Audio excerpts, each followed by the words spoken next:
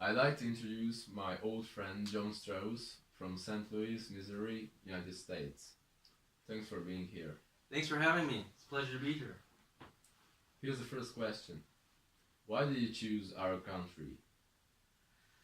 Well, I chose Hungary as to relocate, mostly for family reasons. I have a son who was born here in Szeged, an ex-wife, and a grandmother on my dad's side who is from Hungary. So I have some background, and that's what originally brought me to Hungary.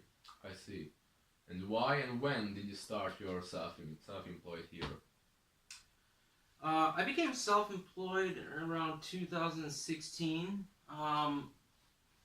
At first it was a part-time self-employment because I had been teaching in schools, primary schools, high schools, and even universities in America and in Szeged for many years. And I first started as a part-time self-employed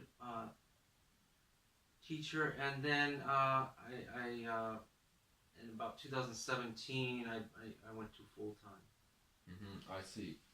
Do you think it was difficult to start your self-employed as an American in Szeged? Yeah, I do think it was difficult. I think there are a lot of challenges that I didn't realize in the beginning. I mean, as an American, not just an American, as a foreigner who doesn't know the tax system, doesn't know all of the government papers that are needed, it was a big challenge. That the bureaucracy that surrounds a lot of things, and in terms of being self-employed or having your own business, yeah, it was quite difficult. Luckily, I had a good friend who could show me the ropes and taught me a lot about how the system works and how to go about doing things. It's still a learning process for me, but I like to think it's getting better. Yeah, sure. Gradually. Yeah. And can you mention some of the advantages and disadvantages of having a private enterprise? Sure. You want me to start with the advantages or the disadvantages? Advantages, please. The advantages are that, first of all, you can be more. You have more flexibility in who you teach and what you teach. I've always had the philosophy of trying to meet students' individual needs, and I think it's much easier to do when you are self-employed and you can sit down one-on-one with your clients or your students and ask them what their needs are and try to fulfill those needs. I think it's also interesting. It's also an advantage that you can have a variety of different clients. So if I compare it to being in the schools, which I love teaching, don't get me wrong, I love teaching in the schools, but it started to get a little bit monotonous, a little bit repetitive, a little bit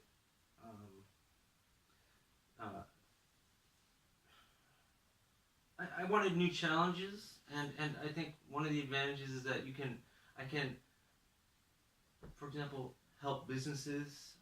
For example, in the morning I usually work with various companies around Szeged and Budapest through Skype. Technology is another advantage, but and in the afternoon I can still work with kids or adults after school or after work time. So you do get.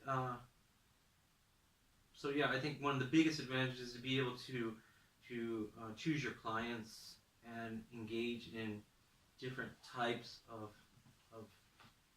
lessons, different types of teaching and ways to help people.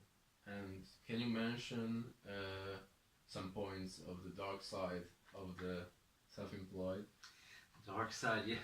Well, I'd like to call them challenges. But yeah, challenges. Yeah, there are definitely challenges. I already mentioned the bureaucracy, the figuring all of that stuff out. But there are also a lot of challenges with scheduling, with keeping organized.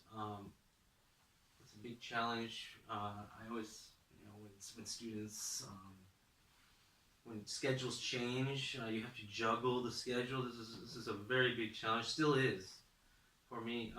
Another challenge is, something just happened very recently. I was injured playing soccer, and I had to wasn't able to walk for a couple of days, and I had to miss some lessons. And there's no, what do you call it, ta pains when you're self-employed, as I know. I don't know if there is. No. So if you get sick or if you lose something, it's a little bit riskier because you lose that income, and it's pretty important. But I think the biggest challenge is because you have so many different clients, different ages, different levels of English, different goals. If you're talking about businesses versus a language exam or something like that, that you have to really be flexible. It's still a challenge for me. How to, in a school you might have 4 classes and you have 4 preps. We call them preps. You prepare for 4 classes, and but in this business you have to be able to change it up very quickly. And in one day you might be teaching a CEO at a company in the morning. You're teaching a 6-year-old kid in the afternoon, and a high school student after basketball practice, for example. Yeah. So it's difficult. Yeah. Yeah. Those are some of the challenges. Yeah, and how can you provide more than your competitors? I think I can provide. One thing I can provide is an authentic experience. So what I mean by that is that I didn't learn English from grammar textbooks and memorize things for language exams. Although I realize that's important for people in the system because you need to get to university, and that's part of it. Thank you very much for the interview. I appreciate it. Thank you. Thanks for having me.